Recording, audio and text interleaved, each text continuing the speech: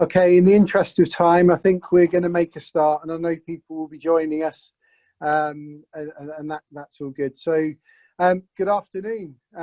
Although for some of you today, I know it's actually still good morning. I'm Stuart Foster, CEO of Recoup, and welcome to the fourth in our series of plastic recycling and resource webinars. This one focused on circularity, the global perspective. I'm really looking forward to this session, actually. We're lucky enough to secure our planned annual conference international session speaker lineup in virtual form and probably save at least 15,000 travel miles in the process. If you've got a question during the session, please use the Q&A function, which can be found in the menu at the bottom of the screen, if on your PC or laptop. These will be used by the chair for panel questions and discussion. We'll prepare a short document for any questions asked that we can't cover due to the time today, and that will be circulated in due course. Please don't use the chat function or virtually raise your hand, as we won't be monitoring that during the session. Also, just to confirm, only our speakers and chair have access to the camera and microphone, and the webinar is being recorded. All delegates will receive a link and the slides after the event. Slide, please. I hope that most of you are familiar with Recoup and its aims across plastic resource efficiency, recycling and protecting the environment. We've got lots of information and reports on our website, and if you want to explore further, please do visit there. Despite COVID-19, actually, the long-term ambitions around plastic resources are still very relevant and applicable. There's an awareness from most stakeholders that we're looking towards the same policy landscape, and if we take a foot off the accelerator, momentum will be lost. Recoup gets support from its members, and we support our members and project sponsors, and we continue to grow. And we've remained busy on a range of activities and projects this year. One of the key challenges, of course, has been restrictions in some practical projects, which often require multiple sites, testing, trials, face-to-face engagement, not so easily replicated with a video call. This has meant that some initiatives are necessarily delayed, but there's going to be a lot of work to catch up on and a lot to be done in the coming years to meet the timescales and strategic deadlines. We also know that we and the sectors we operate in are part of a much bigger picture where significant actions needed to protect the earth and the environment for the benefit of all. Even today at the UN Climate Action Roundtable, Boris Johnson's expected to call on world leaders again to commit to cutting greenhouse gas emissions and secure the planet for the next generation, stating that climate action cannot be another victim of coronavirus. It's reported he'll also urge leaders to look ahead at how we will rebuild after the pandemic and how we will build back better. These are part of the preparations for the delayed Global Climate Conference originally due in Glasgow in November, now next year. It's also expected that the UK will co-host an event with the UN in December to mark the 5-year anniversary of the Paris Agreement and possibly make some new announcements on carbon reduction targets. Mr. Johnson says he hopes that the UK will serve as a launchpad for a global green industrial revolution. All sounds impressive, and if delivered, surely we're heading in the right direction. Slide, please. I'm not going to dwell too much on Recoup today, but just in case this is the first time with us, we're a cross-sector member-based charity, and there are 3 pillars under which our activities sit, including strategy, projects and education. Within those areas, there's a whole raft of core activities each year, which are agreed with our 150 members and our board. The members span across the value chain, and there's a lot of links also with different stakeholders, trade bodies, groups and initiatives with similar aims and ambitions. And that reminds me, happy Recycle Week, everybody. I hope you're all supporting it. Recoup is independent. We cover all plastic formats, sectors and parts of the value chain. And importantly, with so much opinion, politics and greenwash around environmental issues, we base our work on evidence, research, facts and integrity. We produce lots of reference reports, research, campaigns, guidance, most of which can be found on the website or by speaking to the team. We complete this work thanks to our members and sponsors. We'd encourage those who don't support us to get in touch, as we really could do with your support and input, as 2021 promises to be important and busy for us all. I'd also just like to take the opportunity to give a heartfelt thanks to the Recoup team, who continue to go above and beyond in the work they do. Slide, please. I'm sure, like me, your mind occasionally slips into the what if this was a normal year, what would I be up to line of thought. Well, today's a bit bittersweet for us, as this would have been the day of our annual Recoup conference and following a dinner to celebrate 30 years of existence, no less. We're going to have to leave the celebrating to next year, 30+1 if you like, but we're under no illusion that there's much work still to be done and deliver on the aims of the Project Recoup, which started in 1990. But from me, a belated 30th happy birthday to Recoup. Slide, please. Slide, please. Okay. Just a quick word on EPRO, the European Association of Plastic Recycling and Recovery Organisations. This is a fantastic international platform which we've been involved in for many years now to share knowledge, expertise and improve plastic resource efficiency and recycling across Europe and beyond. A number of speakers today are linked to EPRO. Slide, please. As mentioned, this is a part of a series of webinars. So if you've got interest in reuse and refill opportunities or farming, then please do register via the website and join us.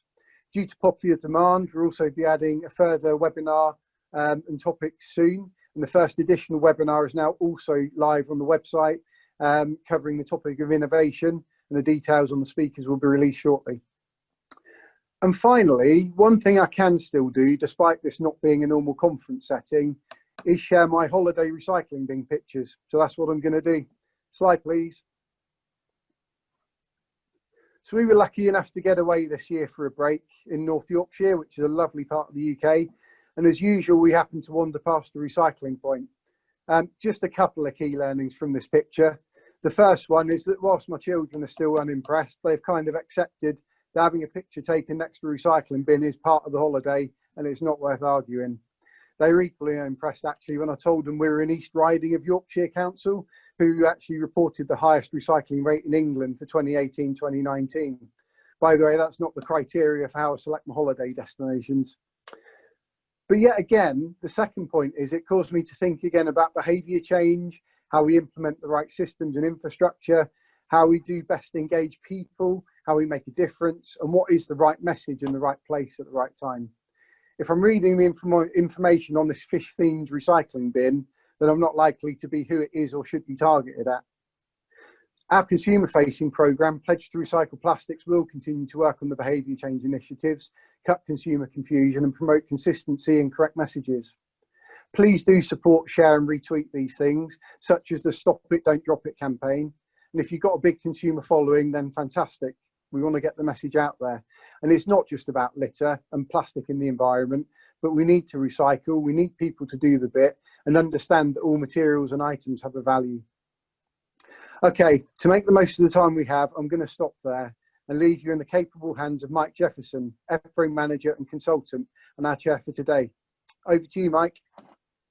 Thank you very much, Stuart, and I'm pleased to see I'm not the only one that takes pictures of recycling containers whilst I'm away on holiday.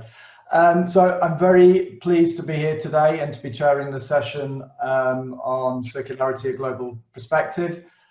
We've seen in recent years that what happens elsewhere in the world impacts very much on individual countries. For example, we've seen that when developing countries start to look at increasing their own domestic recycling, it can impact on import policies. In some countries, for example, that have been notable export markets in the past for the UK. More recently, we've seen China start to more rigorously enforce the import of recycled polymer, which also impacts on countries such as the UK, as much of a recycled polymer is derived from UK material, which may be recycled, for example, in Eastern Europe and Turkey. And so I think what's becoming increasingly clear is that whereas in the past, when we've talked about policy and legislation and meeting targets, we've concentrated very much on how we can collect more. Today, I think we really need to look at the whole supply chain through collection, through recycling capacity, through the end uses of polymer and matching polymer quality with demand from certain sectors. And that, of course, links into how we collect, how we sort, grading of material. I think it's also of interest, of course, to international brand owners who are looking to replicate their sustainability strategies from countries such as Europe and North America, and how they can implement those in other parts of the world. Of course, there are opportunities for the waste and recycling industry, with several European waste management companies now operating in Asia, both collecting plastic and also setting up and running recycling facilities. Also for EPR schemes, as we're starting to see EPR spread further away from Europe and North America, and also now into Asia and South America, and also into Africa, as we'll hear later. And I think most importantly, we know that individual countries, cannot tackle some of the challenges that we face on their own. Issues such as marine litter need to be tackled globally rather than on an individual country basis.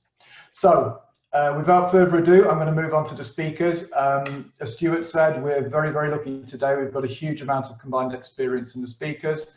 And we've got speakers from the UK, the US, Germany, South Africa, and Ireland. So we're going to use the question and answer function. If you have any questions during the presentations, we're going to run a panel session at the end to try and answer as many of those questions as we can. In the interest of time and fitting everything in, we're not going to stop after each presentation for questions. So our first presenter today is Professor John Fowler. John has been working on drinking water and the environment for 40 years. He's been involved in the WHO guidelines for drinking water quality since 1986, and is a member of our expert committee.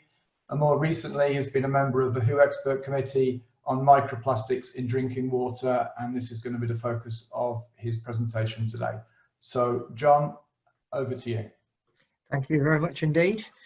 Good afternoon, everybody. I'm part of the WHO advisory setup, and I was involved, as we've heard, with the report on microplastics and health in drinking water.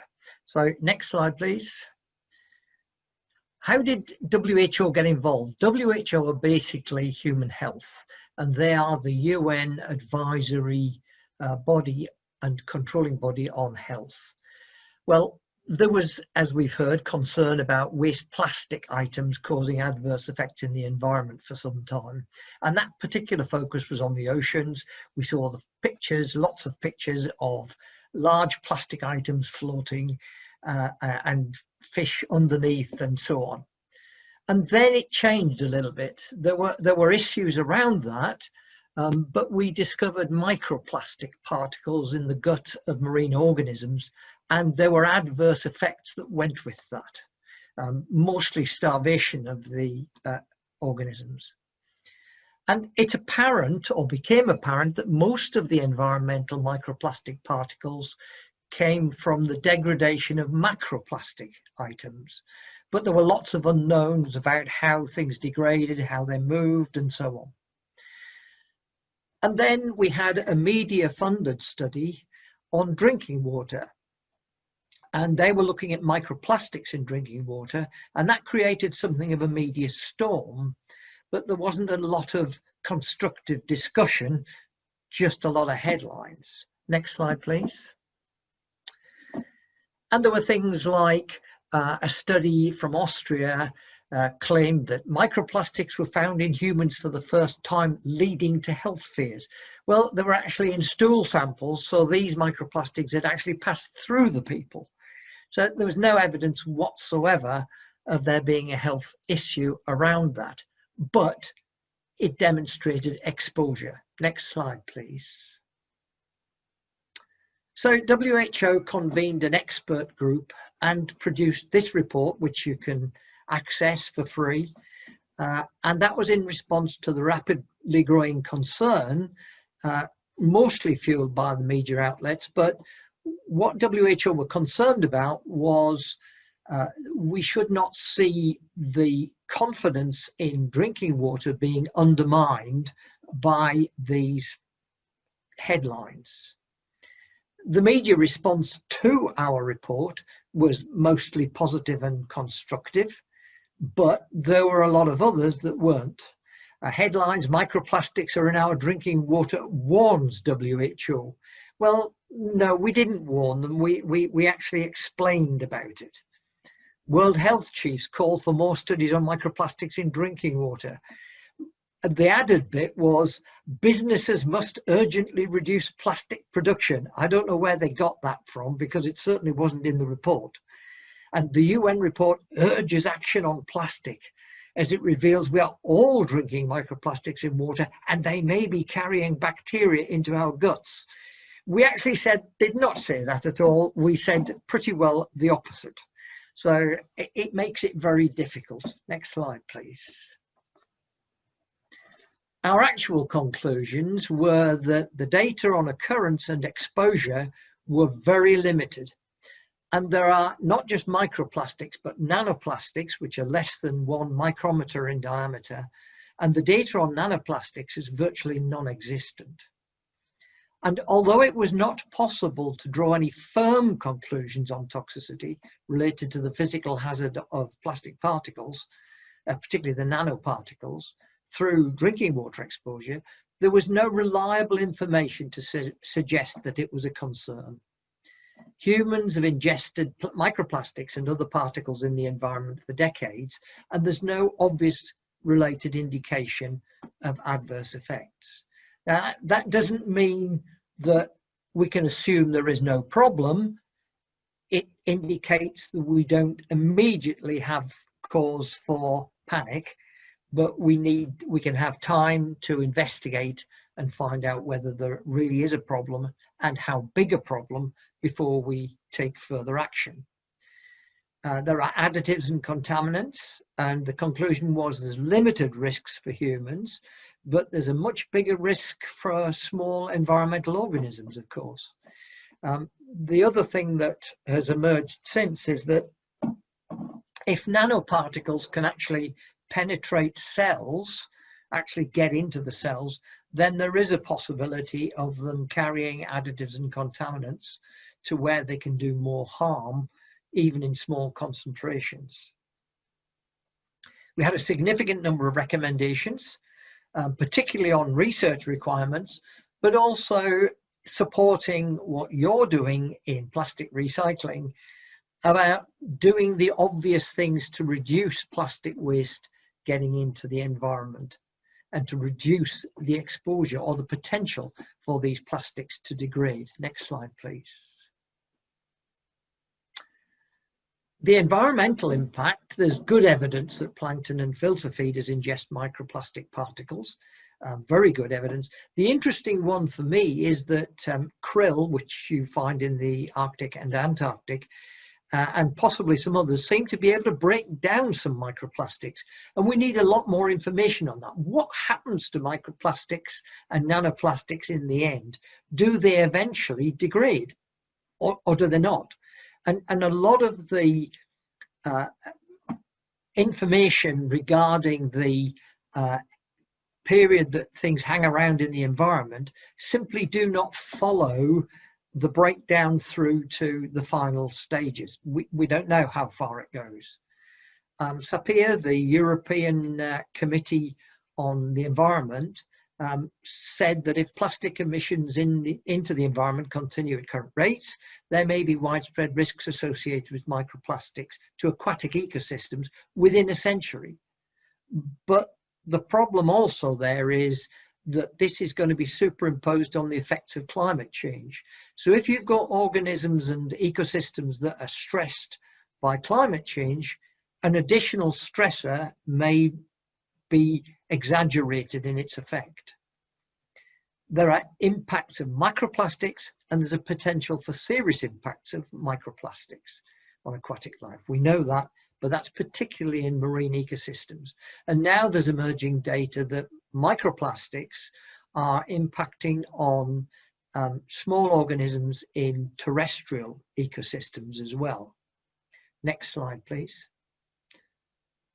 All of this indicates that we do need to do more about trying to encourage recycling of plastic and not losing plastic into the environment.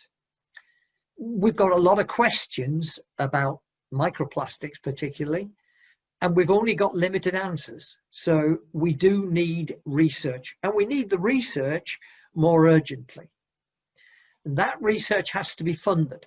And there is a call under the EU's Horizon 2020 programme, and there's some quite big research projects as part of that that should start in the next year. And part of each project will include wider dissemination, including dissemination and contact with the public. So as an industry, you need to be aware of the fact that questions might be asked and are likely to be asked, and it will depend on how well that information is disseminated. If it's disseminated in a very neutral way, then there won't be a problem. But if there's scaremongering, then that will be difficult. Academics need to cooperate in multidisciplinary research, and a lot of the research projects and proposals that I've seen are very multidisciplinary. And they particularly need to make sure they deliver very high quality and credible research, because the actions that we will need to take and the potential for regulation and so on need to be based on good, solid, credible research. We keep saying in the industry, the recycling industry, that the biggest issue for circularity is personal responsibility and behavioural change. And that's already been mentioned. That's going to be very important. And WHO saw that as something that it really needs to be pushed very hard. And we need to change people's behaviour and make them think about what they're doing. Industry needs to work with NGOs, governments, customers, consumers, to maximise what can be achieved in terms of increasing collection and recycling of all plastic waste.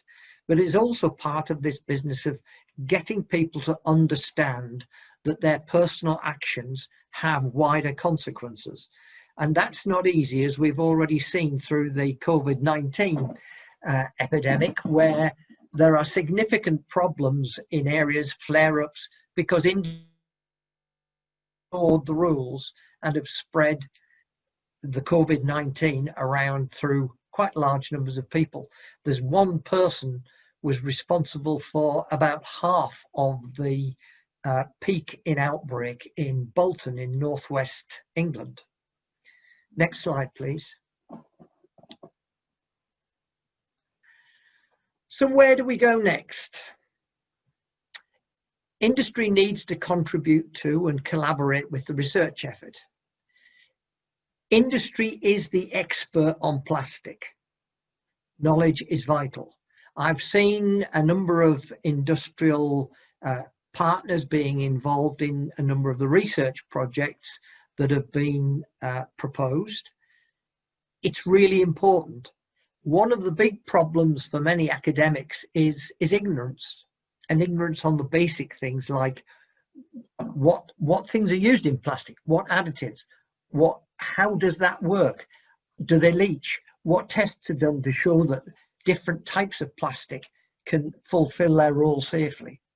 And there's a great big gap in knowledge there. And the industry needs to be much more open and to communicate, to show all the excellent things that it's doing. It's already doing amazing things to encourage safe disposal and recycling of plastics that are used in a variety of circumstances. I'm a fellow of the Zoological Society, and we've been doing work in Southeast Asia, around the Philippines, on fishing nets. And there, plastic fishing nets were being discarded and were causing significant problems in the mangrove forests. And what we did was we taught the local people to collect those nets, to bail them, and now it's actually a part of their economy. They're making money from it. And the problem with discarded nets has been reduced significantly as a consequence. So those are good things. What we need to do is to really make sure that we can minimize that plastic waste. But WHO have emphasized that plastics have made a very significant contribution to our life and to public health.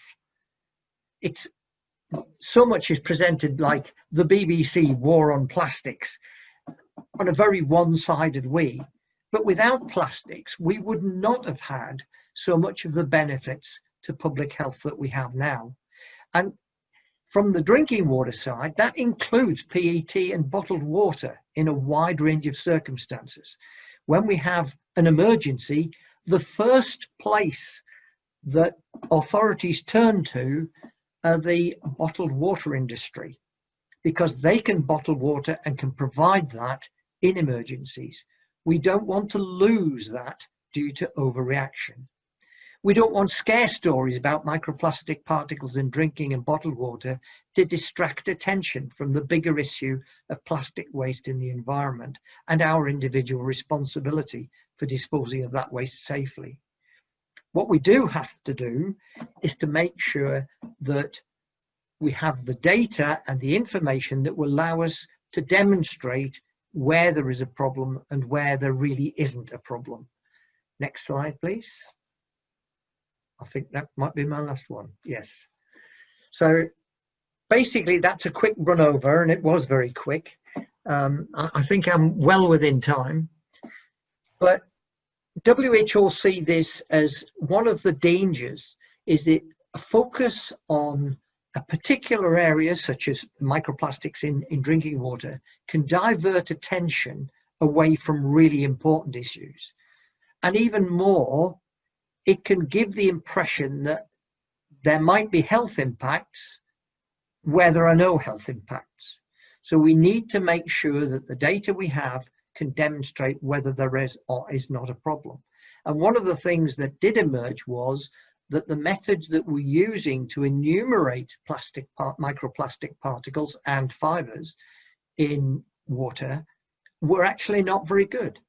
And when we control the methods a lot better, the numbers of particles that we were finding were actually very, very small.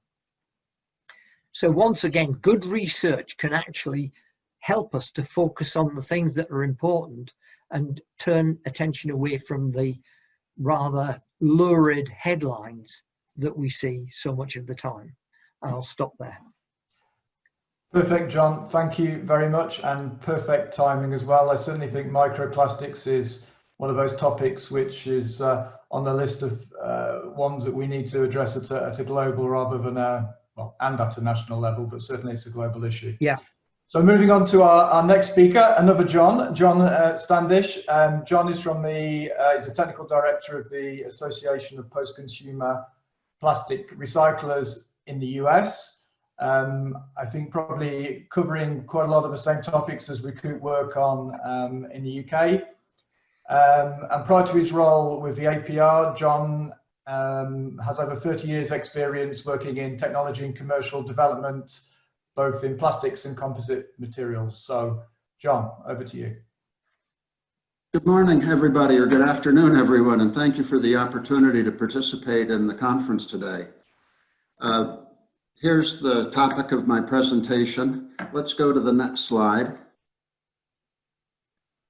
And what I'd like to do is just by way of outline, let you know what I want to speak about today. I'd like to introduce, for those of you that don't know the Association of Plastic Recyclers, give you some background about our trade association, make you aware of the committees that we have at APR and our working group structure. And I'd like to illustrate opportunities that we have to work together on a global basis to standardize package design for recyclability and to develop testing practices so that people developing packaging have accurate laboratory tests or in-plant tests that they can use to confirm that their products are compatible with recycling. And so in the next slide, these are some example, I want to emphasize, these are example APR member companies. We're very fortunate at APR that we have a broad membership from businesses that are often sometimes local for North America, other times global in scope, that represent the plastics value chain and the plastics recycling value chain. So you can see with the logos on the slide that there are waste hauling companies, recycling and reclaiming companies, major resin producers, equipment suppliers, converters, and leading global brand owners, that all come together at APR to work on the challenges of plastic recycling. And in the next slide, APR is definitely a part of the global commitment for plastics recycling and circularity. APR is a signatory to the Ellen MacArthur Global Commitment, as are 28 other APR member companies. And so this is becoming a part of the fabric. Circularity is becoming a part of the fabric of plastics recycling in North America. And we're excited that in August of 2020, just last month, we now have the Ellen MacArthur sponsored US Recycling Plastics Pact established here in the United States. A group called the Recycling Partnership, along with the World Wildlife Fund, are managing the US Plastic Pacts, and the APR has good representation in that program. There were actually 60 companies and organizations that are the activators of this plastic pact. So it's now funded, there's a director in place, and this is a significant step forward for plastics recycling in North America. In the next slide, I've listed what I call membership-driven committees that we have at APR.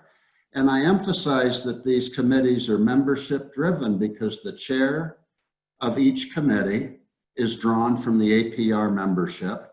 The membership of the committees numbers about 24 to 29, depending on the committee. It's a little different for each one. But the membership is drawn from the APR committee, or the APR overall. And committees sponsor working groups, and those working groups are made up of members that represent APR member companies. There's some staff support, but truly the work that we do at APR is developed by the members and driven by the members. So we have a Materials Recovery Facilities Committee. Years ago, when we thought about recyclability, our thinking started at a bale of plastics that were supplied by a MRF. Today, some of the most important recycle compatibility questions involve, will a package sort properly through a MRF to get into a designated bale that has recycle recovery value. We have a PET technical committee, a rigid olefins committee, a films and flexibles packaging committee, a market development committee, and a policy and communications committee. So these are the lead committees that do the work at APR. And in the next slide, what we're focused on and what these committees are focused on is three primary objectives. We want to increase the supply of plastics that are available for recycling. We want to increase the demand for recycled plastics. So APR has initiated a program which we call the Demand Champions Program to work on the demand side of recycled plastics while we're also working on infrastructure to improve supply. And then APR, one of our signature documents is the APR Design Guide for Plastics Recyclability, which is focused on eliminating contamination in the recycle stream, which impacts the quality of recycled plastics, as well as the productivity of plastics recycling operations. And in the next slide, I'd like to show some case studies over the next next several slides of work that's going on in APR committees and working groups that illustrate opportunities to standardize on design and test methods in the months and years to come. So the APR Films and Flexible Packaging Group just over the last couple of months published what we call a critical guidance protocol for polyethylene film and polyethylene flexible packaging. And so the number of that test is FPE CG for critical guidance 01. And this can be found on the APR Design Guide website for those of you that are interested. In the test methodology, you'll see that there's a number of laboratory scale process steps that simulate what's done in production. And there's a host of laboratory measures that are required in order to assess the recycle compatibility of a film. And we provide guidance on what those measures should be in order to provide evidence that a given film or package is compatible with the recycling rate. And so now that we have this test method available at APR, I'd welcome others literally around the world to either A, use this test, or B, provide constructive feedback on how it can be improved as we go forward. In the next slide, one of the highly discussed areas today is the sortation and collection of black colored plastics. Many of you probably know some of the pioneering work involving near-infrared optical sorting of black plastics was done in the UK several years ago, where it was shown that plastics that were colored with carbon black, the most widely used black colorant, were not detectable and sortable by near-infrared optical sorters. But this work done in the UK demonstrated that certain combinations of pigments allowed plastic to have a black appearance and be detectable by near-infrared.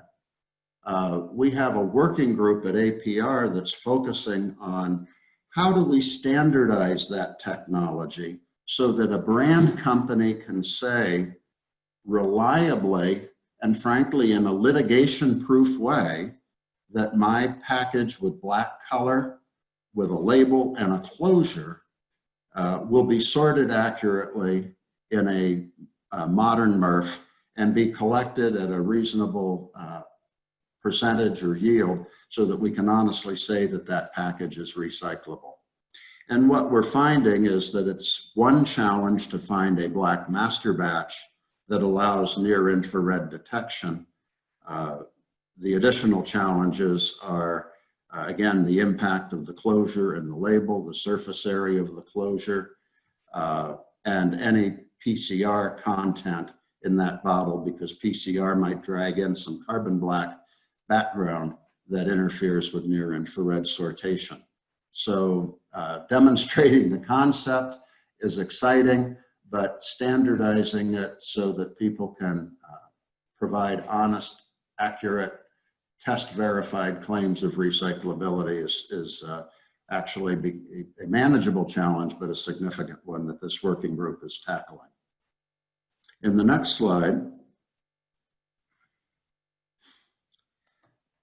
many of you are probably aware that it's become very common for those that recycle PET bottles. Not only do they use a near-infrared sorter at the front end of the process to sort out not PET bottles, but it's now very common to use a near-infrared flake sorter at the end of the process to look for components of the cleaned and washed flake that are not PET, and give an additional opportunity to kick out anything that's not PET.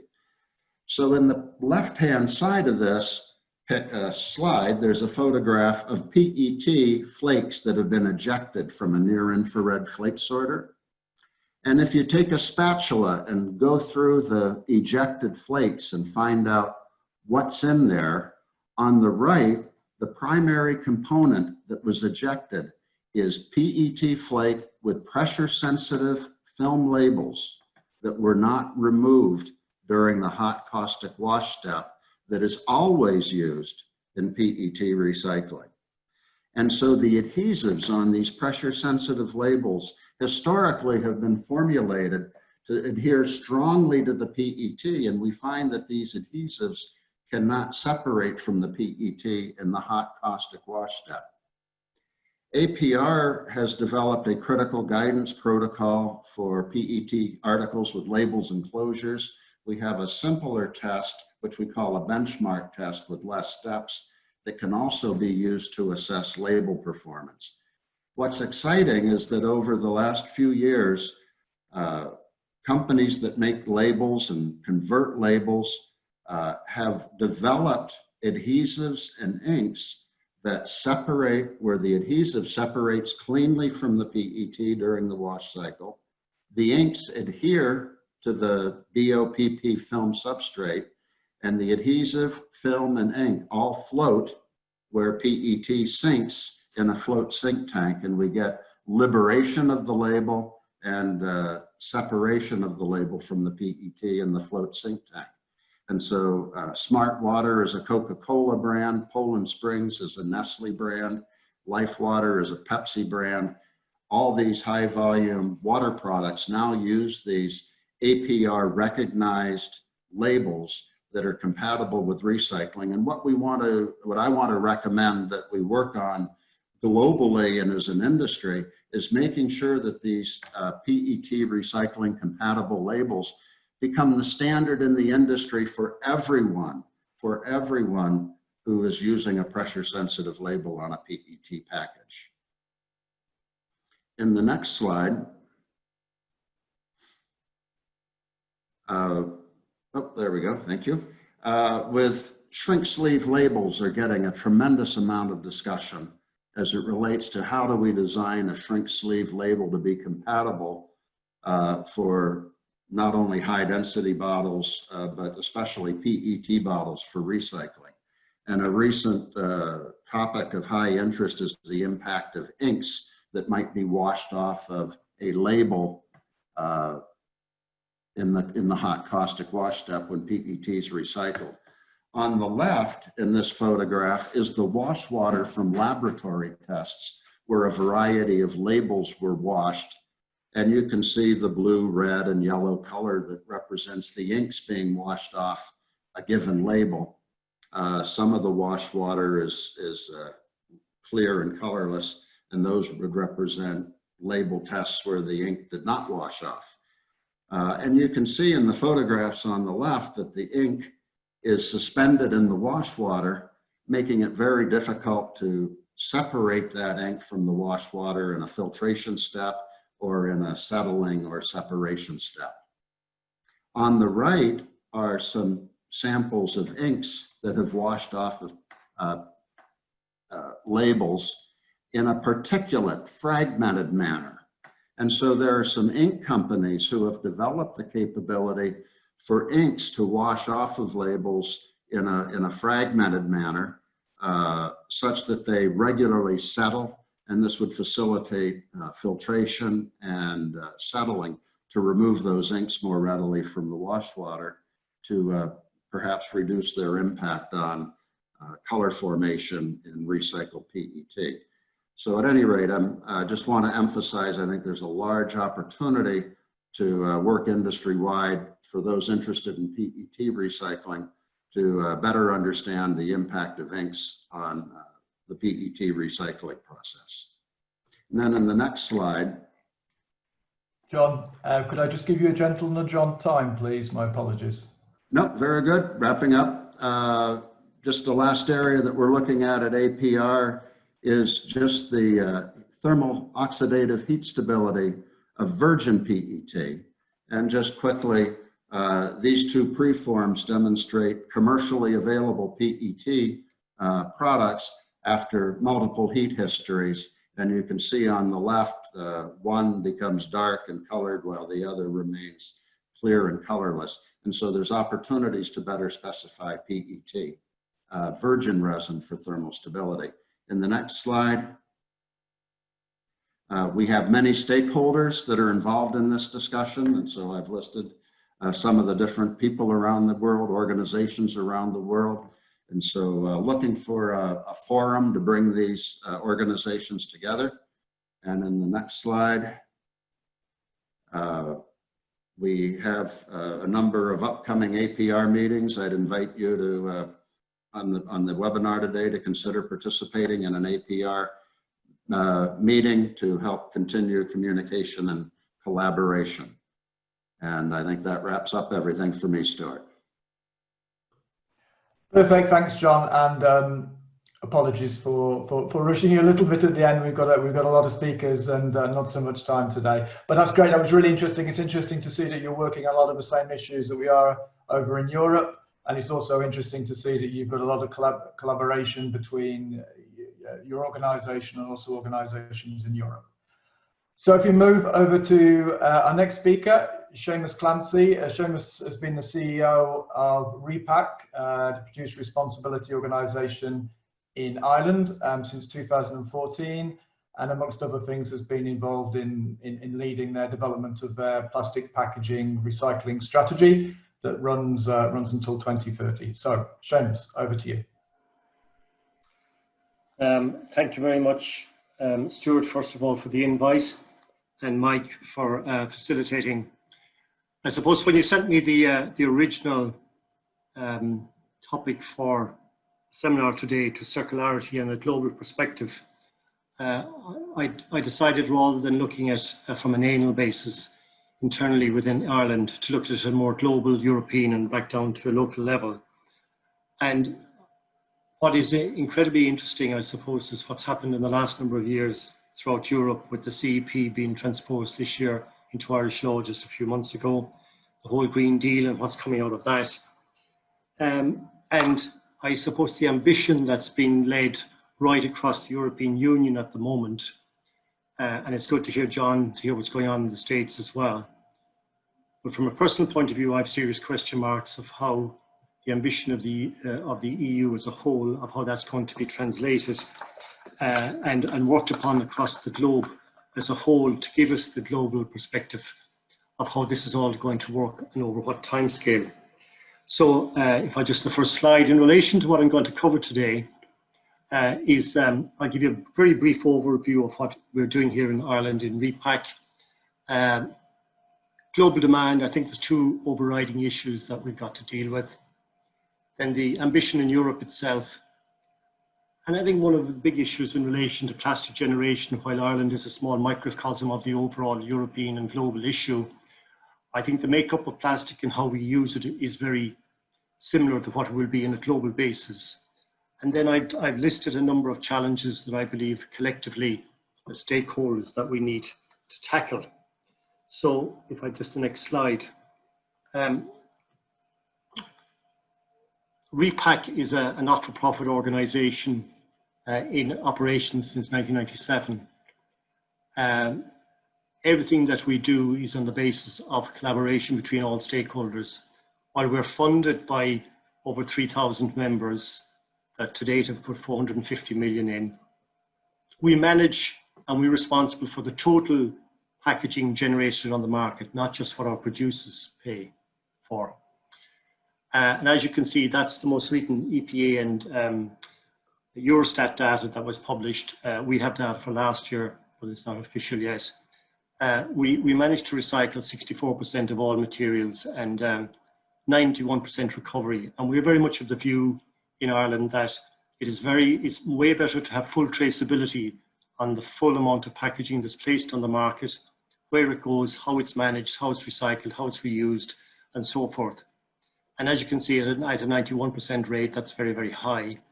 And we're doing well on that. And we will continue to do that because we have serious question marks over infrastructure and availability of recycling facilities, not just in Ireland, but throughout Europe and the overall. Ireland is a very small, but very open economy.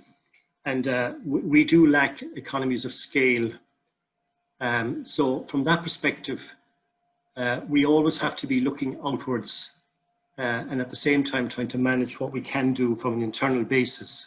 So the next slide. So just to give you a feel for where we are overall and how we spend our money, we manage basically all the household waste in the country in terms of the facilitation of green bins, all the recycling facilities in the country, civic community sites, and also all the bottle bank infrastructure, of which you will see from the next slide. If you can move on, Rebecca. The next slide, please.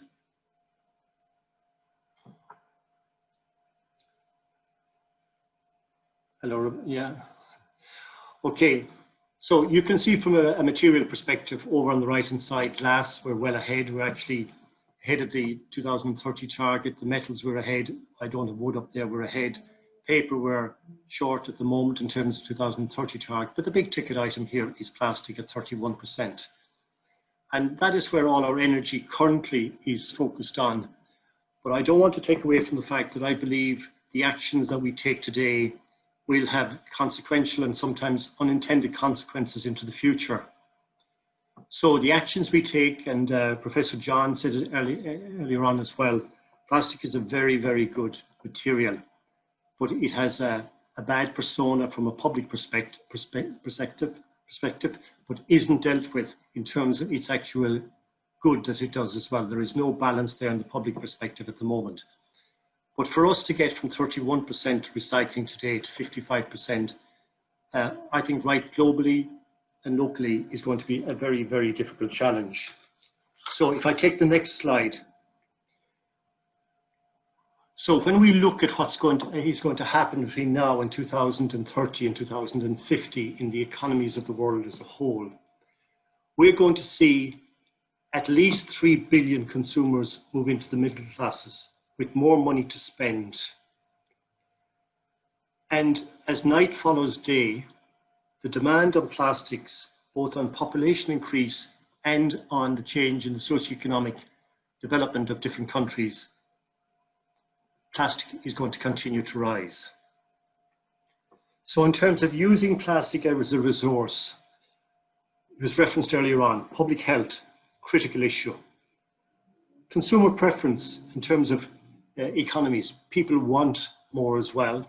We're seeing that growth all over the place. And then there's a whole safety issue associated with this, from medicine right through to what we saw in Japan reverting to, as part of the COVID issue, of having individual apples wrapped in plastic. And we also saw a sea change even during the COVID here in Ireland, and I know from the grocery sector, whilst the consumer wanted on one hand to see everything recyclable and available and not in plastic, the minute COVID came about, there were certain major high street stores that actually had to revert back to type. So we have a huge issue from a global point of view of development and the growth of plastic. And John from the States is right, we have to make sure that everything from labeling right through to the recyclability of the materials that we use are used as resources into the future, not discarded on the one throwaway basis. The second biggest issue, I believe, from a global, and that's the next slide, Rebecca, is the whole supply chain within the plastic sector. We have the raw material suppliers on the left-hand side, and the silence, I suppose, from the raw material suppliers tends to be quite deafening in terms of their engagement with the whole principles as laid out in the circular economy and the Green Deal and everything else. And I suppose the rationale for that is fairly simple to see, really. It's going to continuously grow. They see it growing, and you know, the dollar signs follow that. And as long as you can keep your head on the water, that's fine. Then we get into the whole packaging design market, and that's really driven with the producers and the brand holders on the right-hand side. So what we're really seeing, I think, is pressure coming from the environmental side on the brand holders, and that pressure is driving design changes at the packaging level. However, if you look at the previous slide again, and you look at where that demand is coming from all over the world, there are different priority levels, from providing clean water, it's okay, Rebecca, right through to actually medicine, to actually then, from a European perspective, that's taking the lead on this in the main, to how this is actually going to translate into the prioritization of what's being done at a European level and how long it will take to work its way through the world. And I think that's a very difficult challenge. And there's a huge disconnect, in my view, between the raw material suppliers on one side and the other, and dealing with that global challenge, because we don't actually understand it ourselves, and there's a serious lack of data that was mentioned earlier on. So if we then move on to look at from a European perspective, the whole principle, that's the next slide, Rebecca, from a European perspective and the Green Deal, it's stated in it, like, Europe wants to be the world leader. They want others to follow on this. And they want, as part of this, there's a global ambition to deliver on what's good for the environment overall. All of this is incredibly laudable. The speed of change that's happening is going to be very difficult. And I'm not too sure that EPR schemes, producers, manufacturers, brand holders, recyclers have got up to the speed that's necessary to deal with the challenges of the timescales in front of us. And there's a lot more collaboration needed to be able to deal with this. So I'm not going to go into the CEP and the requirements of that, other than in Ireland, we're well advanced in the eco-design and the fee modulation bit and the net cost.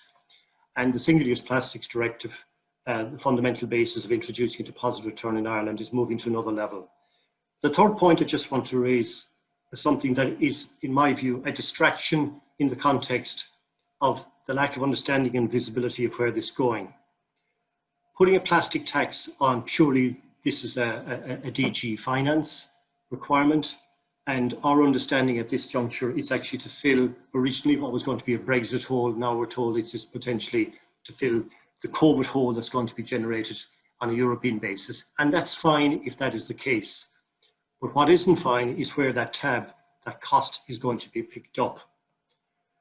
And finally, I suppose from a European ambition point of view, we have no doubt in our own mind that creating a market for recyclable material will have a huge impact on behavioural change for industry, but also in terms of the reuse of resources into the future.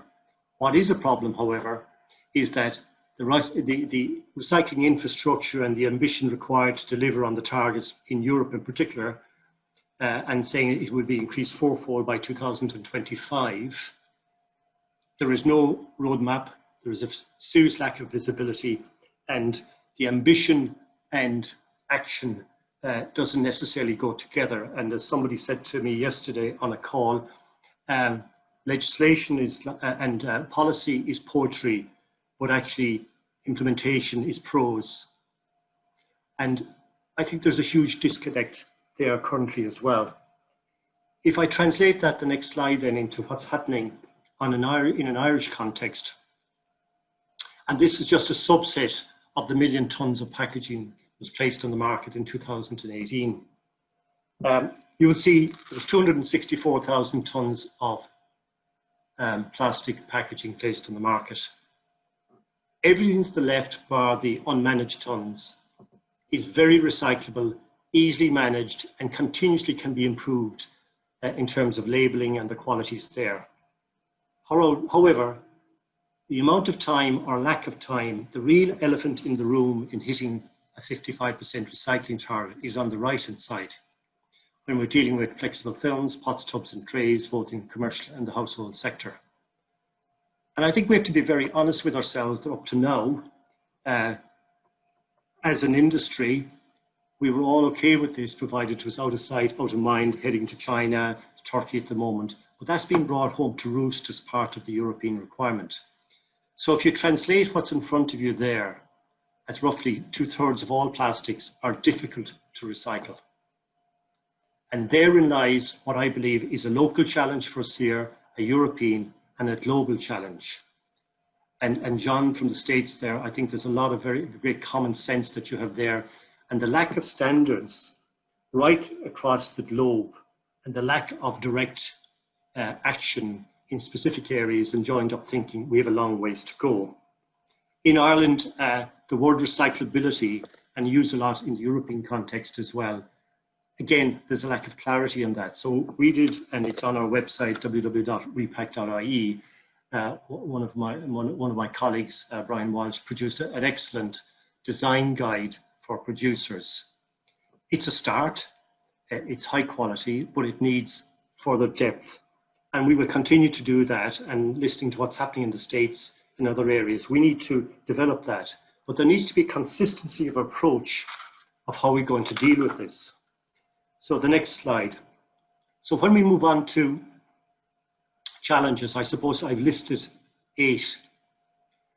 And summarizing what is in front of us, we have a population growth and we have a packaging growth. And the responsibility for decoupling that is right across a real large cohort of stakeholders. And getting joined up thinking in this area, there's still a lot of work to do on it. Because, as referenced earlier as well, and I referenced it at point number 7, understanding the data and having facts rather than dealing with fiction is critical. And I think there's a serious lack of hardcore factual data that we can all build our responsibilities on. The second thing is the global supply chain and the use of recycled materials in creating that market. There's conflict of interest between one side of the supply chain and the other. And there's a pressure needed to be brought on there. Then the whole issue of functionality, safety and everything else, and protection of food and environmental sustainability. I think we all talk a good game on this. I'm not too sure we necessarily act on a good game basis. Then the fourth point, I suppose, comes down to real cost issue. The economies of scale and the quality of recycling and the willingness of both producers and suppliers to be able to pay for recycling. And as an industry, as a recycling industry, I think we've done a quite poor job in this area. We're afraid to tell people that really recycling costs money. We're afraid to tell people how much it costs. And we need to get a lot more information out there because we need to bring the public with us. It's taken for granted. The big message that's out there is that plastic is worth a lot of money. The reality of it is PET and HDPE might be worth a good bit of money, but when you get into the jazzes, the films and the hot tubs and trays, they're a negative cost, negative value. Then the whole issue of driving in investment from a PRI point of view, I suppose we tend to be a bit hands-off, but I think PRIs need to get more involved in industry and more involved in development and innovation and research as well, and to be able to support industry from that perspective. Stakeholder responsibility, and Professor John mentioned earlier on as well. Look, the education base is right across from regulators, and there's a huge inconsistency in terms of how regulators interpret regulations and laws, and they vary hugely from a global perspective, from non-existent to highly regulated and vast majority of the cohort in between. So I think there has to be a common goal. If you go all the ways back to the Ellen MacArthur and then what Europe is trying to do, I think there's a common goal and a buy-in that needs to happen at a political level. And again, we're seeing that there's a total divergence of view in terms of political discourse of what is the right thing, whether it's China, whether it's the States, whether it's Russia, all have different views on this, the big economies of the world. Number 7 then, look at data as king and cost. And what is required under the European legislation at the moment, there is a massive cost gap for producers in terms of the CEP, SUP, the Green Deal. And that gap is going to have to be closed. And the reality is, at the end of the day, one way or another, that cost will transcend down to the consumer. So what is that going to do to cost to the consumer down the road? And that in its own right will actually create its own level playing field. And finally then, the 2030 target of 55% target for plastic, one could say that that actually was determined by academia within a European framework without really looking at the hard facts and data above. The target is going to be very difficult to achieve, but it is achievable if there is a far clearer landscape and roadmap, not just on a, say, an Irish or a European, but it needs a much bigger one on a global basis. Thank you very much. Thank you very much, Seamus. That was a really good overview of some of the targets and challenges we've got to meet. I think as well, obviously, in the EU, we have the change in the measurement point for recycling as well, which stretches even further some of those targets that we have. So moving on now we have Helmut Schmidt from the Grüner Bund in Germany. The first of the producer responsibility organizations in Germany. So Helmut, I'm sure you can tell me, but it must be the early 90s that your organization was formed. Yes, so Helmut is a director of communication and public affairs, has been since 2013. Prior to that, since 2000, he was head of international communication. So as well as Director of Public Affairs, and so has a lot of experience in international projects. So Helmut, over to you. Yeah, thank you very much for this nice welcome. I'm very happy to be in this big community to present some of our thoughts. I was listening very carefully to all the speakers that have already presented. Thanks a lot. And I think we are all familiar a little bit with this new way of meeting in quotation mark and discussing in quotation mark. But let's hope that in latest 2022 we will meet personally again. But okay, we have to accept as it is today. So let me start with a few slides. Next, please.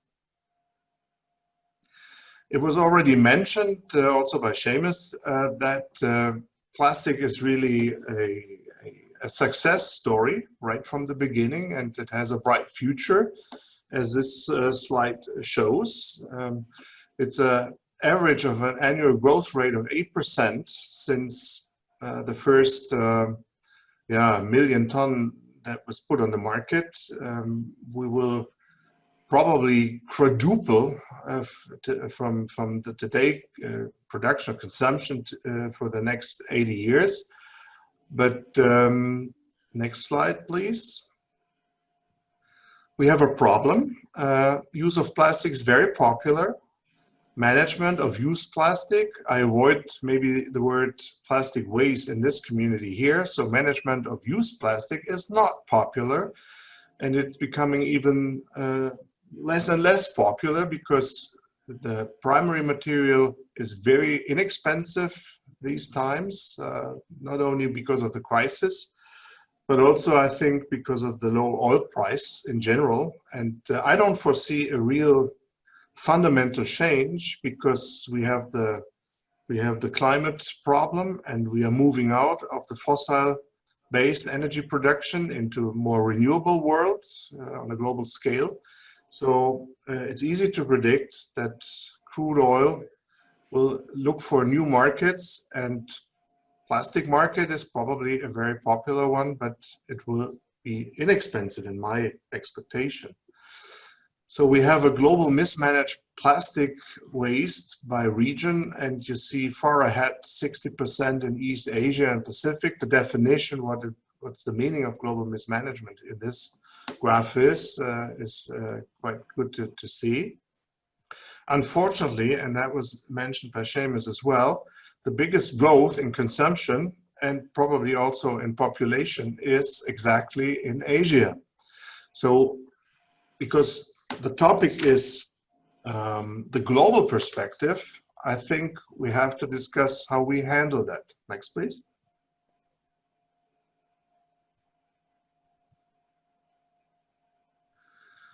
If we look to the politicians, they were mentioned. If we look to the customers, the society, I think they're running out of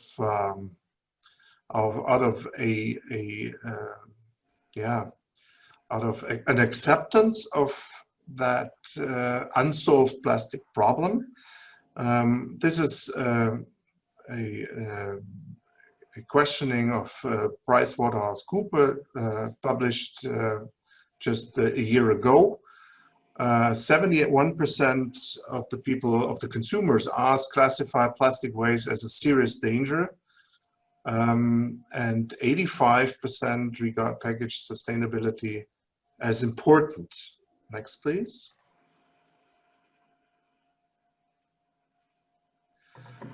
The regulatory pressure increases, that was mentioned. I don't go to all the details because there are so many on the EU level as well on the national level. I just pick a few. We have the Single-Use Plastic Directive that came into force, or that was finished in 2019, will come into force in 2021 with a lot of discussion that it reacted. We have the plastic tax of 800 euro per ton. That is just the starting point. We will have that year by year as a discussion, and I cannot promise that it will stay with 800 euro because plastic is an easy target, and why not have 1500 in the next couple of years?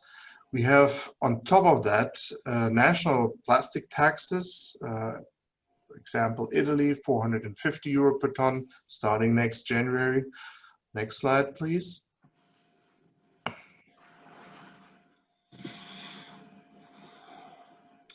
We have the discussion on the UK tax on plastic.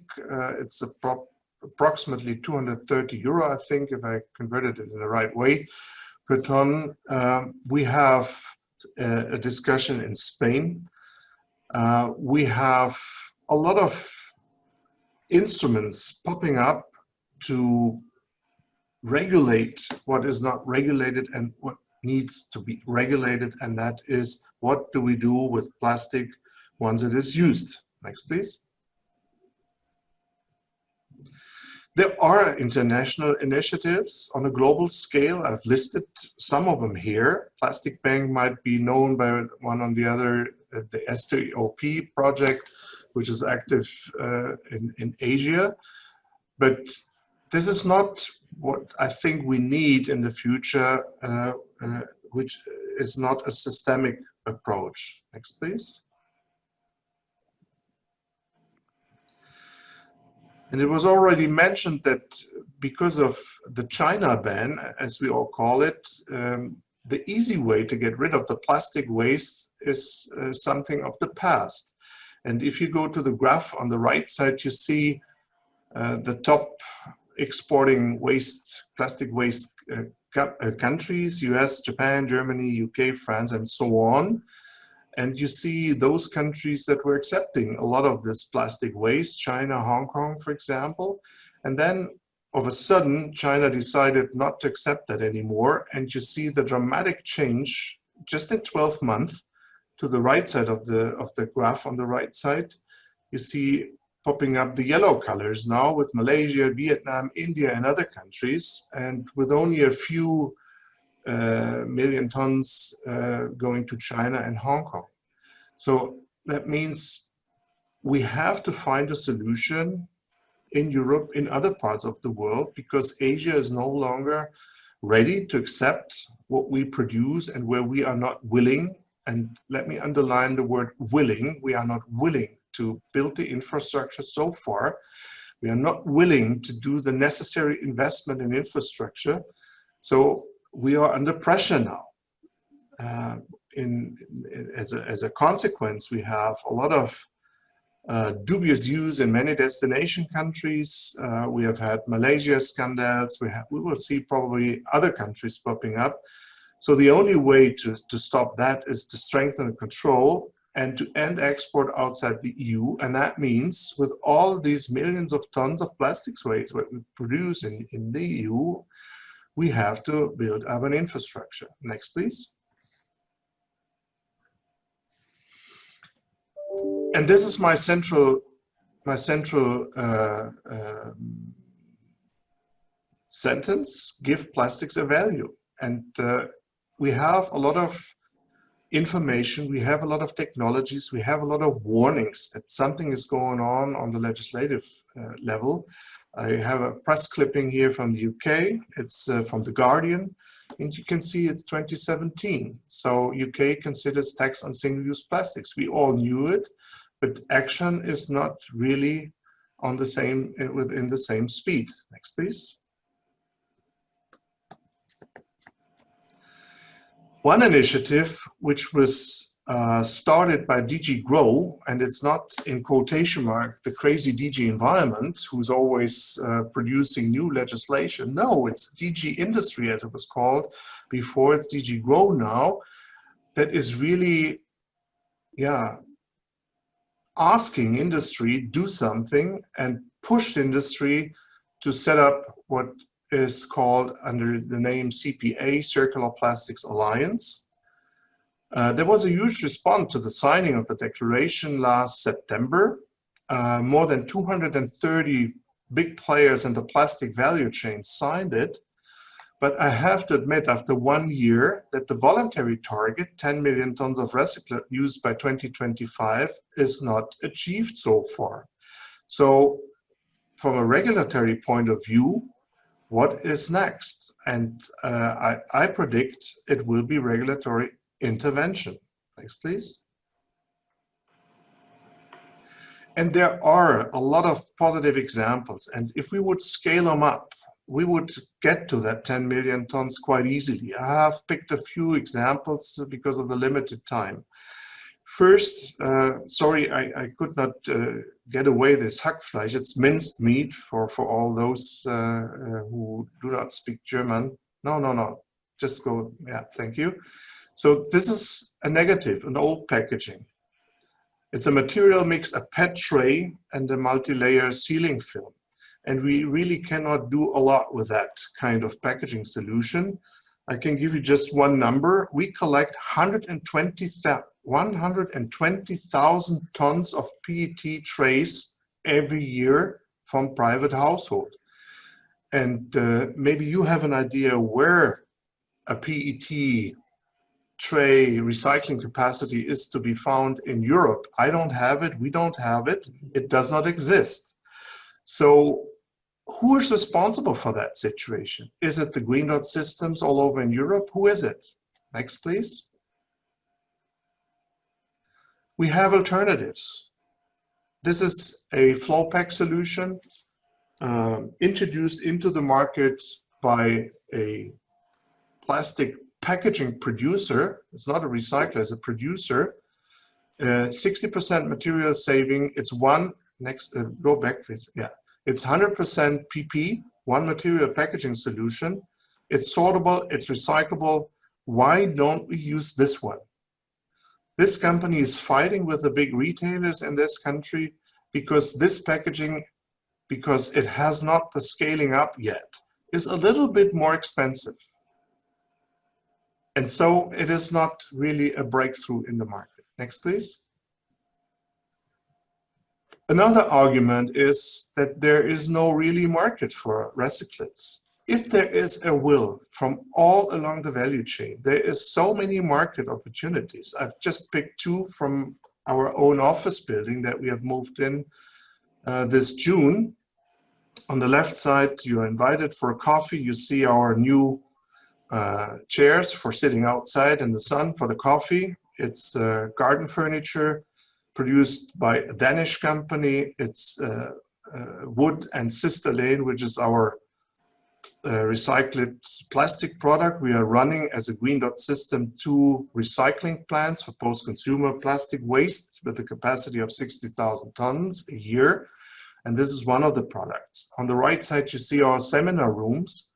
These chairs are made of 100% post-consumer recyclates collected in a curbside collection with all the other materials. So it's a very good quality. It's a Dutch company, Casala, producing them with nice colors. So there are really products that could find a market. Next one, please. Other products, I would say off the shelf, back onto the shelf. So these shower gel bottles are made out of 100% from the yellow bin curbside collection recycled HDPE. And the producer called Werner and Merz, known for his little animal, the frog,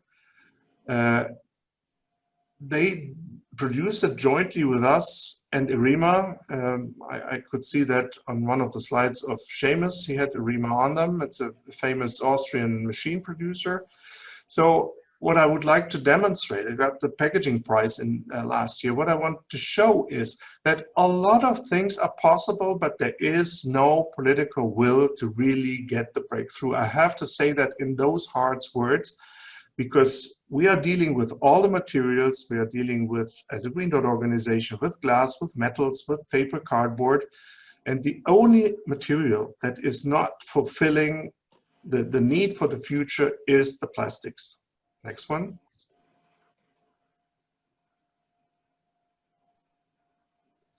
That brings me to sum up some of the points. Maybe they are part of the discussion, maybe a controversial discussion.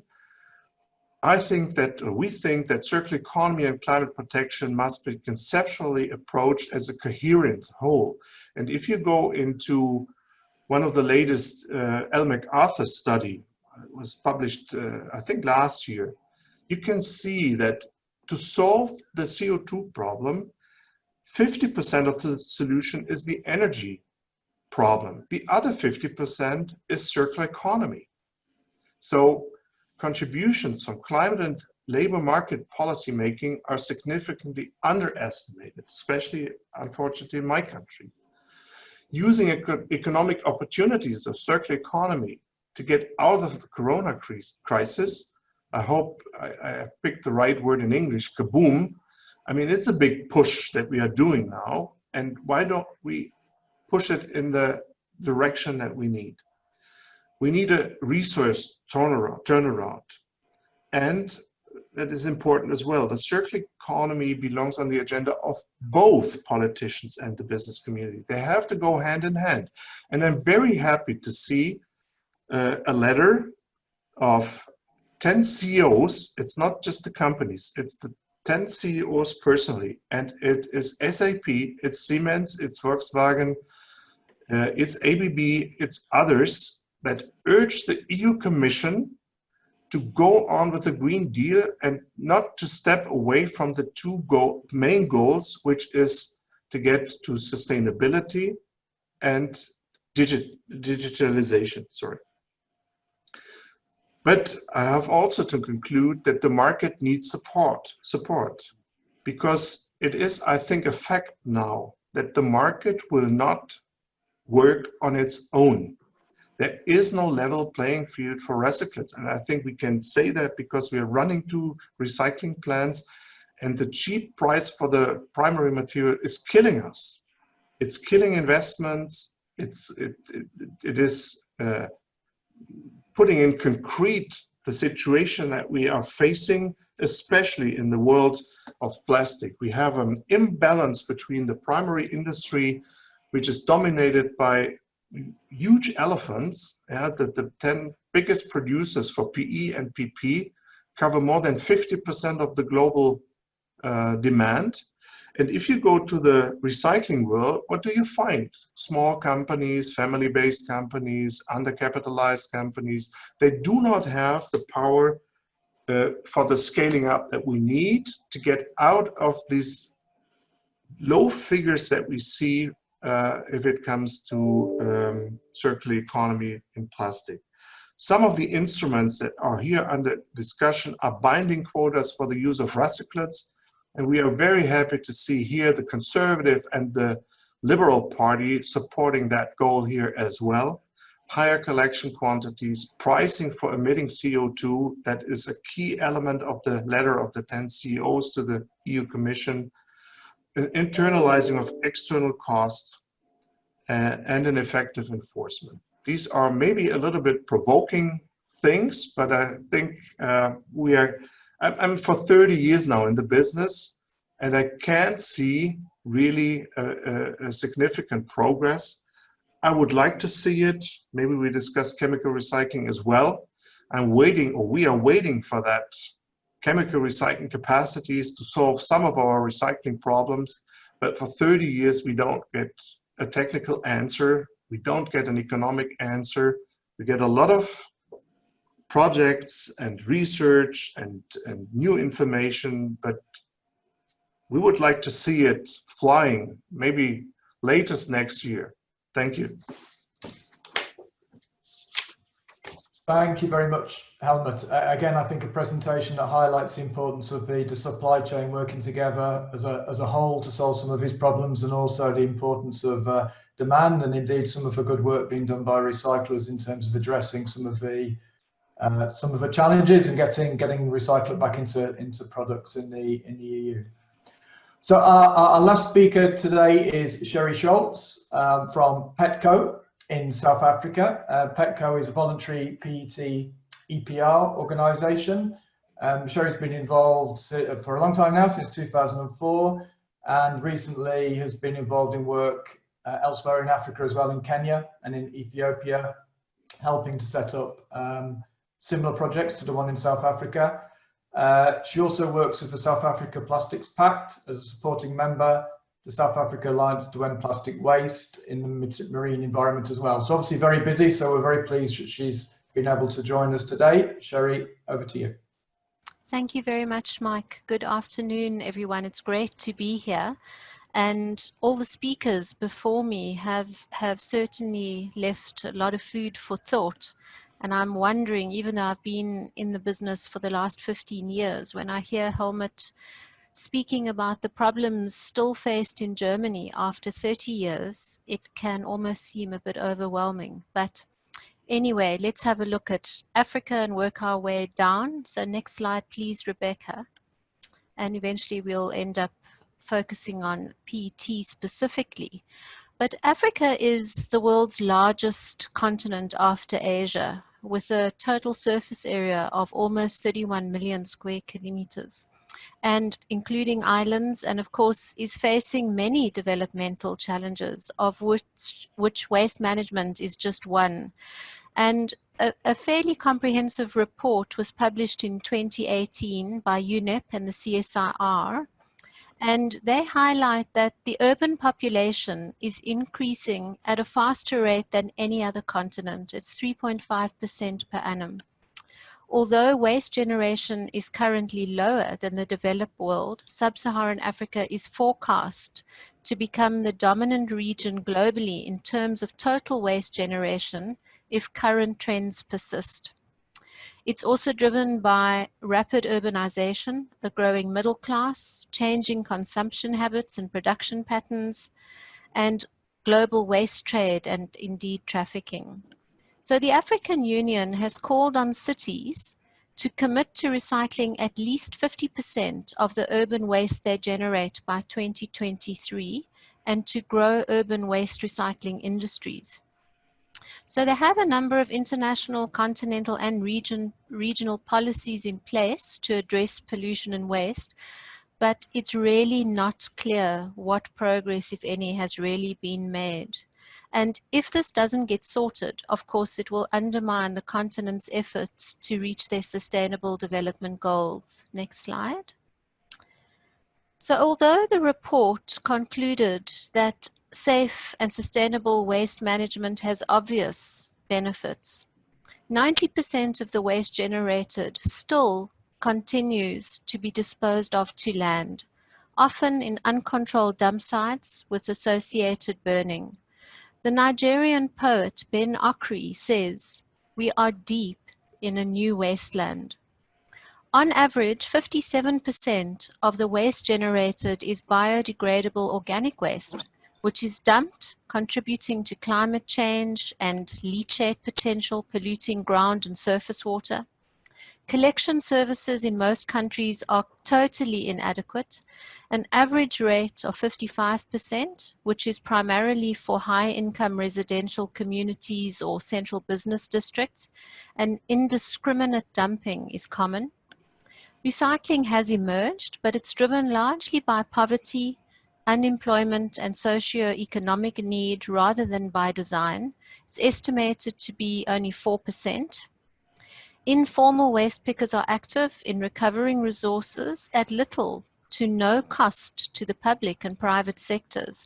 And unfortunately, a big percentage of these recovered resources are exported out of Africa, resulting in the loss of jobs and resources. So I think talking about data, and Seamus, you highlighted how important data is. In Africa, reliable, extensive, and up-to-date data waste is a critical challenge. It's really compromising the move up the waste hierarchy and the investment in waste services and infrastructure. And in fact, the report itself was compiled using citizen science. Next slide, please. So what actually needs to happen? Waste needs to be brought under control, and the opportunities of waste as a resource need to be harnessed. And I'm so mindful of what I've heard this afternoon when we hear that 2/3 of plastics are difficult to recycle. And I fear that there's an over-expectation of the value of all of those resources.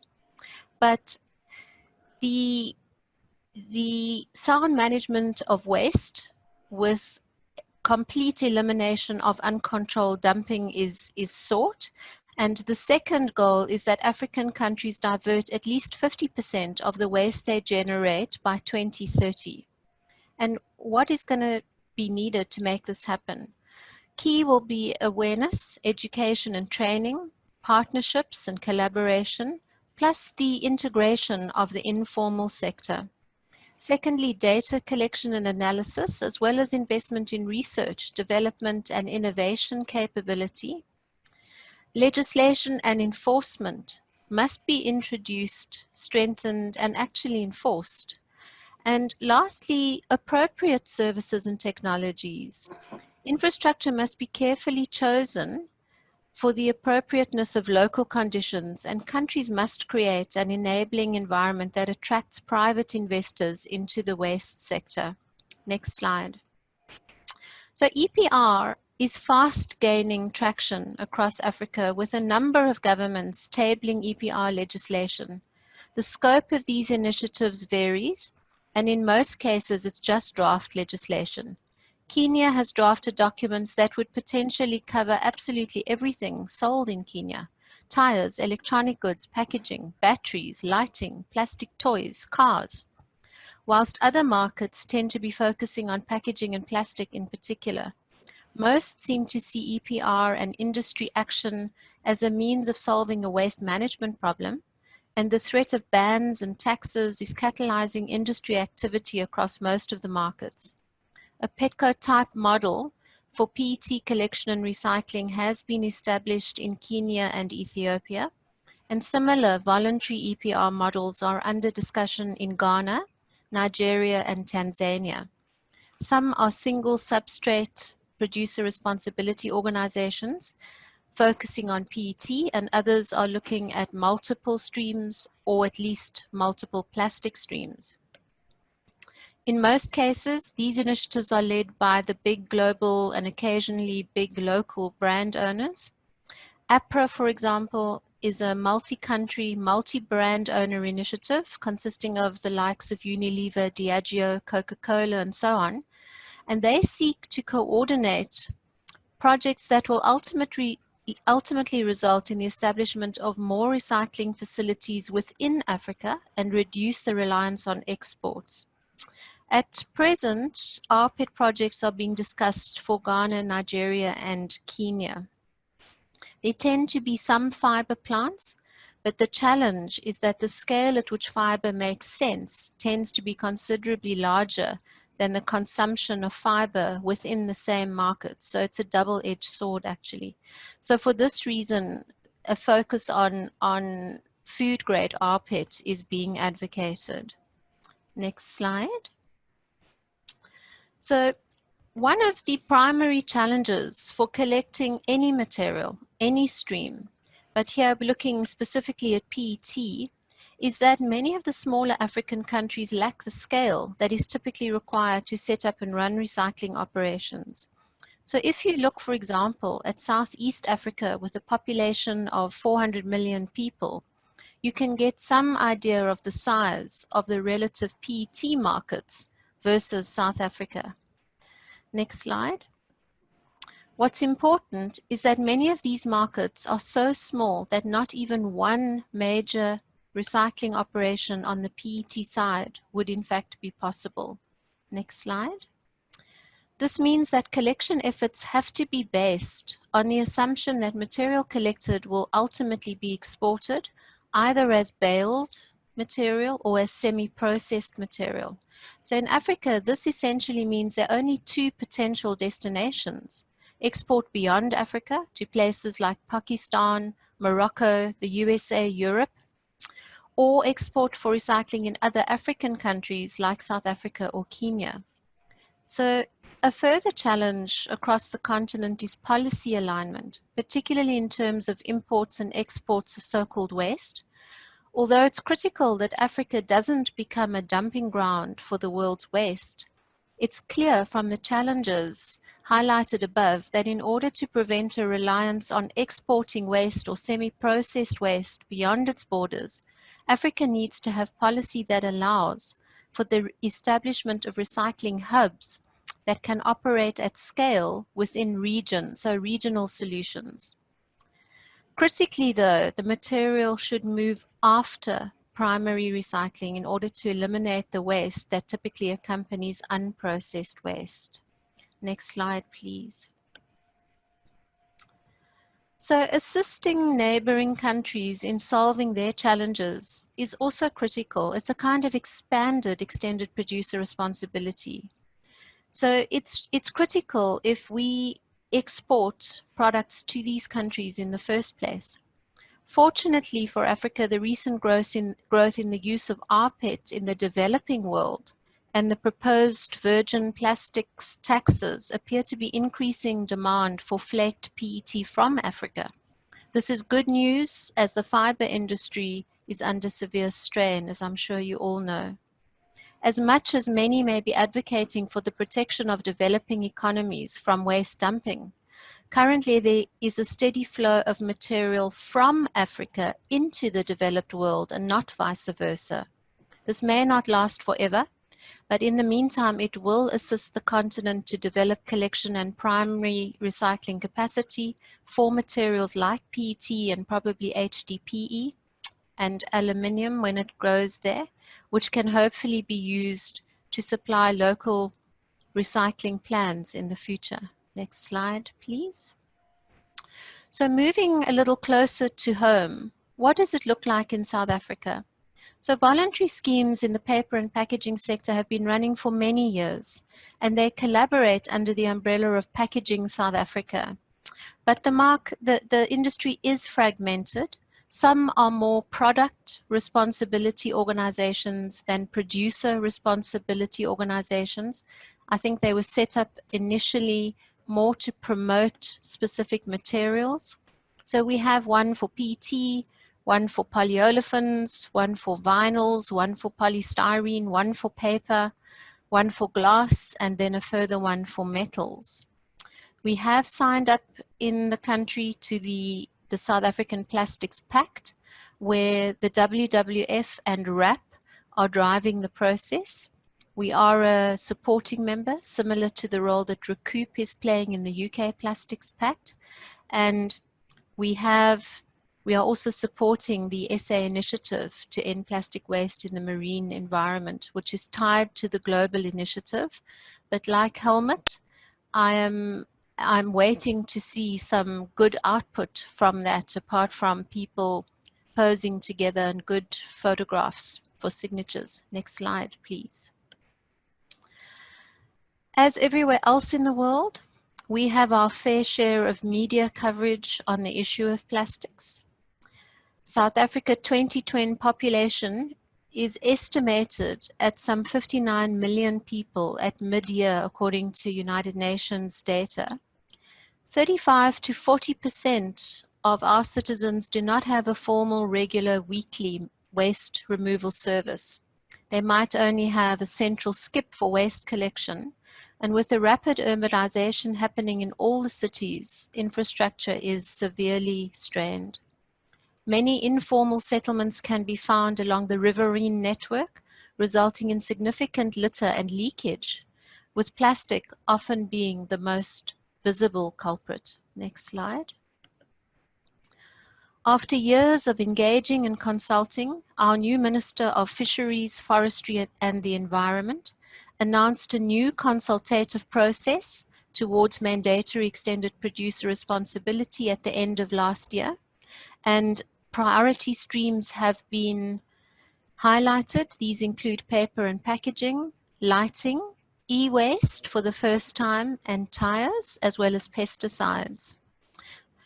Ultimately, we believe this means leadership and responsibility by the industry, no place for excuses. But of course, it does have challenges with its new approach. It will potentially allow for multiple producer responsibility organizations per material. And of course, it will include guidelines and requirements. And we will definitely need to adapt our systems and structures to stay compliant. Where I think we have a different aspect in South Africa is part of our EPR requirements will require a transformation strategy for the industry, and the role of integrating the informal sector into the system will be a very key requirement for government. Next slide, please. So one of the likely outcomes of the process which we expect to be effective from the beginning of next year, will of course be alignment across all the different PROs and the material streams, particularly with respect to reporting standards. We have to ensure equivalent reporting across material streams. We have to look at definitions and measurement of markets, similarly to what I think you are doing in other parts of the world. We need to account consistently for imports and exports, as well as accounting for waste and byproduct in collection streams. Fortunately, these issues aren't unique to South Africa, and global best practice will guide us, and all of you with many years of experience help us daily, for which we're really grateful. So our priority is really to ensure that the targets set by government and other initiatives like the SA Plastics Pact are aligned on how we measure and report, so that we don't have multiple different reporting structures. Next slide, please.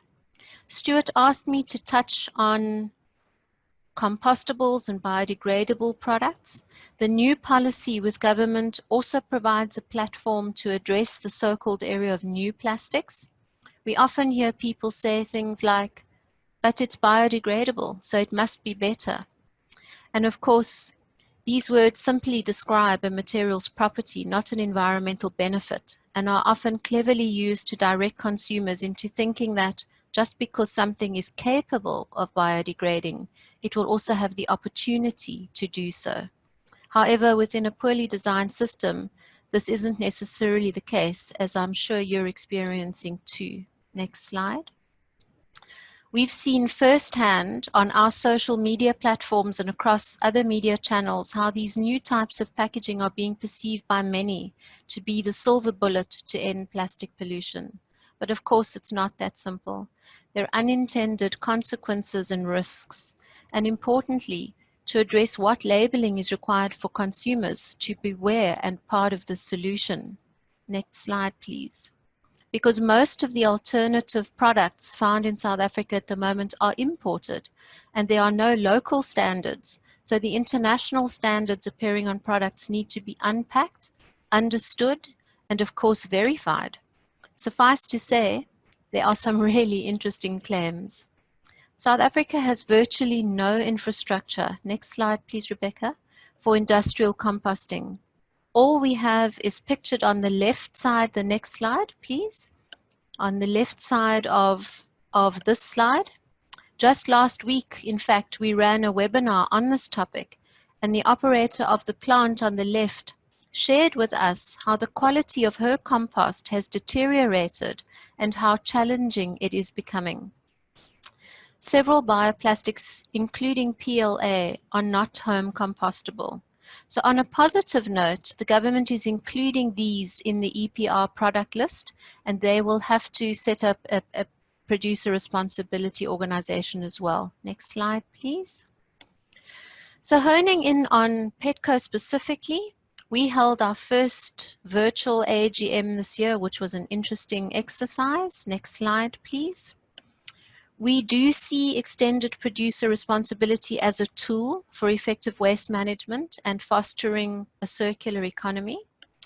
We are unique in that we have sophisticated recycling infrastructure on one side, supported or fed by the informal sector on the supply side. So as I mentioned before, a key requirement going forward will be the integration of that sector and the development of infrastructure in the collection and sorting side. With 90% of recyclables collected by the informal sector, they cannot be excluded. Next slide, please. In 2019, we could say that the Petco model was stress tested, definitely. Next slide, please. Unfortunately, for the first time in our history, we fell short of our target in percentage terms, and we saw a contraction in the tons of bottles collected for recycling. The primary cause was the closure of one of our bottle-to-bottle plants in August, which was a big setback. Helmut talked about the pricing and the cost and the gaps. This was an example of that. And it was really a surprise because it happened at a time when demand for rPET resin was high. A further challenge was the country's constrained energy supply. We suffered widespread load shedding. We also saw rapidly changing market conditions, so the size of the market and the share of beverages differed from our assumptions. In fact, following a period of consistent growth since the early 1990s, the PET market has been inconsistent and unpredictable over the last 3 years, contracting in fact by 7% year on year. There was some lightweighting included in that. Next slide. In contrast, the share of PET packaging used for beverages appears to have grown, and it now represents 71% of total PET packaging in the country, which is an increase of 3%. Next, please. Most of the bottles collected went into the production of polyester staple fiber, some of which is also exported to Europe due to a shrinking domestic market. Our remaining bottle-to-bottle plant is world-class, producing globally benchmark material, albeit from difficult input material, and they will be doubling their capacity by the middle of next year. We have developed two bottle-to-filament lines to produce strapping, and this is an essential end use for colored PET bottles. We've signed up a new partner called Pallet Plast, and they will be making pallets of post-consumer PET bottles. We consider having these multiple end uses as vital for successful PET recycling in South Africa. We have to have a range of end-use markets for the range and the quality of bottles collected. Next slide, please. Sherry, sorry to jump in. Could we just be a bit careful on time to leave some time for Sure. questions? Is that possible? Sure. Okay. I think here we are just looking at our measurement. We can see that we have an average yield of 66%, which was equivalent to about 41% of the PET used for beverages in South Africa. So there's much work to be done in improving that yield. Next slide, please.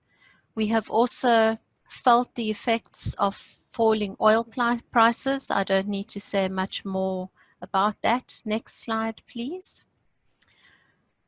Here you can see the price of oil and how it affects recycling margins. Next slide, please. The impact of the Chinese national sword has touched all of us. Next slide. And moving on to the next one. I think in a global context where waste is frequently exported, after 15 years, we are a net importer of material for recycling. I think it's testament to the collect and recycle approach supported by PETCO. The dark bars in the middle of this diagram are where you see represented the net import of baled bottles, about 8,000 tons, which would have been shipped to the East previously. Next slide. We see increased demand for rPET, but dropping demand for fiber. Next slide. I'd like to take the opportunity to wish Recoup happy 30th anniversary and to really thank everybody in the network for the support always willingly shared when asked for. Really greatly appreciated. Thank you very much. Thank you, Sherry. That was extremely interesting, and watching carefully how EPR works in South Africa, because I think there's a lot of countries that have high involvement of the informal sector that are looking for solutions in that area. So, want to watch. And my apologies again for jumping in. We're being very ambitious in terms of what we're trying to fit in today. So yeah, I wanted to leave some time for questions. Obviously, please feel free to send them in now. There are some comments rather than questions, so maybe the panel, if they want to have a quick look and maybe respond to some of those comments. Obviously, it's difficult to have a discussion in a webinar forum, but I'll just jump in with a few of the questions that I can see here. One is specifically to Seamus. how do you see compostable film packaging helping you to achieve the film recycling targets when disposed of in the Irish brown bin scheme? Mike, I'll answer 3 questions that were all related, if you don't mind, just get rid of 3 together. Compostable issue is very difficult. There isn't a collection system in Ireland. Where it is in the home compostable issue, it's fine, and where the labelling is very clear that it is compostable. Unfortunately, on the go, there's no infrastructure for that. And the second major point associated with this is that compostable versus biodegradable, there's huge confusion. And when that ends up in the general recycling bin, it actually ends up being a serious contaminant. So it is a major challenge, and nobody's really dealing with it from a collection point of view for on the go or even for educating households. There is a lot of confusion on that. And then with Sherry, and then you add Sherry into this in relation to PLA being the next great thing. I'm not too sure. I think we have a long ways to go. Secondly, in relation to chemical recycling, yes, it is definitely a possibility going forward. It's a long ways to go from being proven. And making sure the cost of chemical recycling is extremely high at the moment. And last but not least, there's a question for Aude as well in relation to should you ban materials that are just not recyclable? And that's the whole principle of fee modulation and 80% net cost. If fee modulation is delivered according to the objective of changing behavior by moving the design of plastic away from multiple polymers and layers and composites and laminates to single polymers that are recyclable, then we're heading in the right direction. So fee modulation, and as an EPR scheme, we're not going to be afraid of that. And I'm saying to all EPR schemes, you know, we have to bring about behavioural change. And unfortunately, there's a bit of a carrot in the legislation, but the stick will come with the cost. Thanks. Thank you, Seamus. And actually just digging a little bit more, I think, for the panel in terms of, there are various questions covering new recycling technologies, non-mechanical recycling technologies. So chemical recycling was one raised in terms of when it might come to market. We also have a question here on enzymatic compounds in terms of breaking down polymers into their monomers using various techniques. Dissolution is another technology. So perhaps looking for a kind of European, US, South African view, perhaps maybe starting with Helmut very quickly. Helmut, can you hear me? I think you're on mute. You're on mute. No, there you are. I can hear you, sorry. So in terms of the new recycling technologies, the chemical recycling, the dissolution, etc., what role do you think they will play in meeting the targets, and how soon do you think they will be at scale within the market? Well, I think the first role will be with mechanical recycling, and we'll have a better input in the coming years, because it was mentioned several times that we have design for recycling strategies. So if we have better input, we get more chances for better output. And I think that is kind of low-hanging fruit that we should harvest, and where we should not wait for. The chemical recycling would something that can be added as a supplementary strategy for those packaging solutions that are not mechanical recyclable. And I agree with Seamus, the eco-fee modulation will be a strong driver because it is based on money. And we already have our 3 criteria set up by the national EPA. And one of the 3 criteria is that you have to prove the capacity. And I think this is a very important thing, not only to prove that you are theoretically recyclable, but that you have to prove the capacity. And I went through the questions. Yes, there is 4PET in the Netherlands, but what is 15,000 tons? I mentioned the 120,000 tons we collect every year, and it's a growing consumption, a growing figure. But there is a process of rethinking packaging solution within the retailers here, saying if PET trays, if they cannot prove the capacity, we will switch to other options. And there are alternatives on the market. which is PP, which is, by the way, recyclable, and which is also paper cardboard. Don't forget that there are other competing materials that could take away share from the plastic market. And we are part of the plastic value chain. And this is a very big plea from our side to say, close the circle, help us to move away from a linear economy, which we see for PET trays so far, to a circular economy. Thank you. We're technically out of time, and I'm going to take the liberty of stretching it by another 5 minutes. So maybe if I can just go to John first and then Sherry. John, in terms of these new recycling technologies in the States, how are things moving over there? I think I can just echo what's already been said. Certainly, there's general agreement that the best way to recycle PET bottles is traditional mechanical recycling. That's successful in wide use. To develop chemical recycling, again, there needs to be infrastructure for collecting sources of PET that are appropriate for chemical recycling, that would have a low input cost. And as stated, there might need to be some extended producer responsibility subsidization in order to help the economics work. Okay, thank you. And Sherry, are these new technologies, are there discussions in Africa, or are there things happening? And if I can also add on an additional question for you, we've had a question specifically about DRS in Africa, deposit return systems and developments in that area as well. Maybe you could take on both of those. There is some research and work being done into chemical recycling, but of course we have to develop much more on the collection side. We need to implement separation at source, and I think we still have scope for further mechanical recycling. We're also seeing within some retailers some product substitution, particularly with PET trays. We are seeing cardboard being used.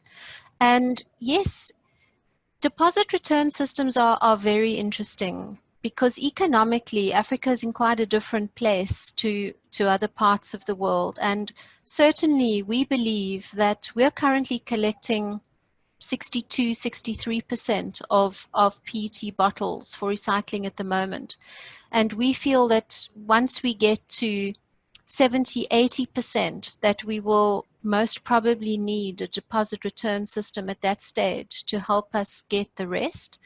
But how do we incorporate and integrate the informal sector in this system, in this whole value chain, and what role would a return deposit system play for them? So that is part of the challenge, is how do we incorporate that very important part of our supply chain and not exclude them? And so we're still grappling with that. And just one other question which was directed towards you in terms of the EPR in South Africa. When is that due into the legislation? Do you know? We have already commented on the mandatory EPR twice now, and in actual fact we're expecting the regulations to be gazetted possibly next week. So we've been engaging with the minister throughout the whole of this year, and she is planning on seeing them implemented next year. Okay, great.